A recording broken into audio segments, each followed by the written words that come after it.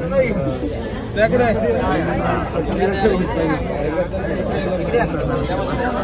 साहेब दूध चला चला सर चला चला चला चला सर ऊन खूप आहे चक्कर येतील आम्हाला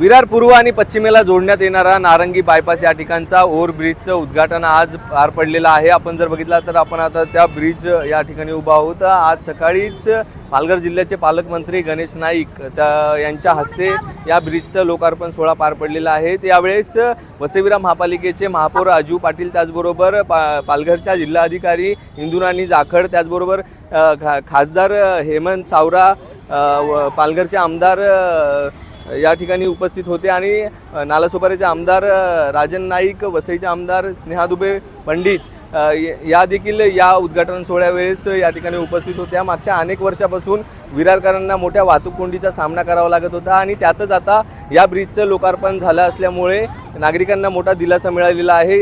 या ब्रिजच्या उद्घाटनावेळेस भारतीय जनता पार्टी आणि बहुजन विकास आघाडीच्या कार्यकर्त्यांमध्ये श्रेयवादावरून जोरदार घोषणाबाजी झालेली आहे आणि दोन्ही पक्षाच्या कार्यकर्त्यांनी मात्र या ठिकाणी उद्घाटनाचं श्रेय हे आमचंच असल्याचा दावा केलेला आहे। त्यामुळे आता जरी या दोन्ही पक्षामध्ये जरी श्रेयवादाचा वाद जरी आपल्याला पाहायला मिळत असला तरी नागरिकांना मात्र या ब्रिजचं उद्घाटन झालं असल्यामुळे मोठा एक दिलासा मिळालेला आहे। नेमके यावरती पालकमंत्र्यांनी काय प्रतिक्रिया दिलेल्या आहेत आणि महापौरांनी काय प्रतिक्रिया दिलेल्या आहेत त्या देखील आपण पाहूया। माननीय अजू पाटील, माननीय आमदार राजनजी नाईक, माननीय आमदार स्नेहा दुबे आणि त्या सगळ्यांच्या लीडिंगमध्ये खासदार हेमंतजी सावरा आणि सर्व प्रशासकीय अधिकारी, महापालिकेचे आयुक्त, माननीय जिल्हाधिकारी आणि सगळ्या PWDचे अधिकारी सर्वांच्या समोर MMRDचे समोर या शहरातले ब्रिजेस, या शहरातले असलेल्या ज्या समस्या त्या दूर करण्यासाठी आम्ही सगळेजण राजकारण बाजूला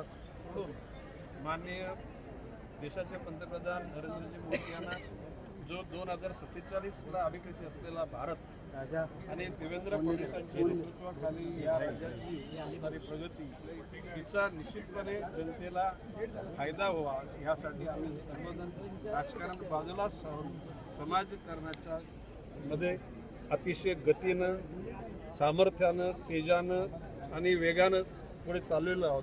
आपल्या सगळ्यांचं आजवर सहकार्य मिळालेलं आहे, प्रिंट मीडिया, इलेक्ट्रॉनिक मीडिया आणि सोशल मीडिया, आणि असेच सहकार्य आम्हाला देत राहा। जय हिंद, जय महाराष्ट्र। बऱ्याच वर्ष राहिलेला हा ब्रिज लोकार्पण झालेला आहे। मुळामध्ये हा ब्रिज ज्यावेळी शासनाने डिक्लेअर केला त्यावेळी एक तर अरुंद होता, 2 ट्रॅकचाच होता आणि तो खाजगी तत्वावर तो देण्याचं त्यांचं होतं। परंतु लोकनेते हितेंद्र ठाकूर यांनी प्रयत्न केला, सांगितलं का बाबा खाजगी तत्वावर कोणी इकडे येत नाही, मुंबईला ठीक असतं, इकडे कोणी येत नाही। शेवटी शासनाने करायचं मान्य केलं, शासनाने चालू केलं। परंतु रेल्वेचं 4 ट्रॅक 6 ट्रॅक ह्याच्यामुळे परमिशनमध्ये सगळं अडकलेलं होतं। त्याच्यानंतर जी ॲक्विजिशन झालेली जागा एका ठिकाणी होतं, DPचा प्लान दुसऱ्या ठिकाणी होता आणि ब्रिज बनला मधोमध 3ऱ्या ठिकाणी झालेला आणि ह्याच्यामध्ये काही अडचणी निर्माण होतं। तर शेवटी काय की कोणालाही TDR द्यायचा असेल तर त्याच्यामध्ये ती रिझर्वेशन असायला लागतं, DPमध्ये ते प्लानमध्ये रोड असायला लागतं। त्या अडचणी सगळ्या होत्या आणि त्याच्यातनं मात करत हा शेवटी एकदाचा ब्रिज चालू झालेला आहे आणि तो 2 ट्रॅकचा 4 ट्रॅक केला। त्यामुळे तुम्ही आज बघितलं की एवढा रुंद रोड आहे, म्हणजे भविष्यामध्ये देखील असा त्रास राहणार नाही।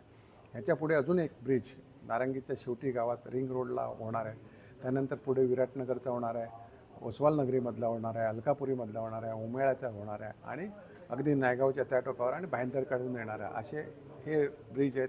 त्याच्यानंतर कामन रेल्वेच्या वरचे 2 ब्रिज आहेत ते देखील होणार आहेत। असे अजून 6 ते 7 ब्रिज वसई तालुक्यामध्ये रेल्वेचे वरचे होणार आहेत आणि रोडवरचे जवळपास 8 ब्रिज, रोड ओव्हर ब्रिज विरारपासून ते वसईपर्यंत सगळ्या ठिकाणी रोडवरची देखील जी जंक्शन आहेत ती देखील अडचणीची आहेत आणि ती देखील मोकळी व्हावीत याच्यासाठी ते देखील होणार आहेत।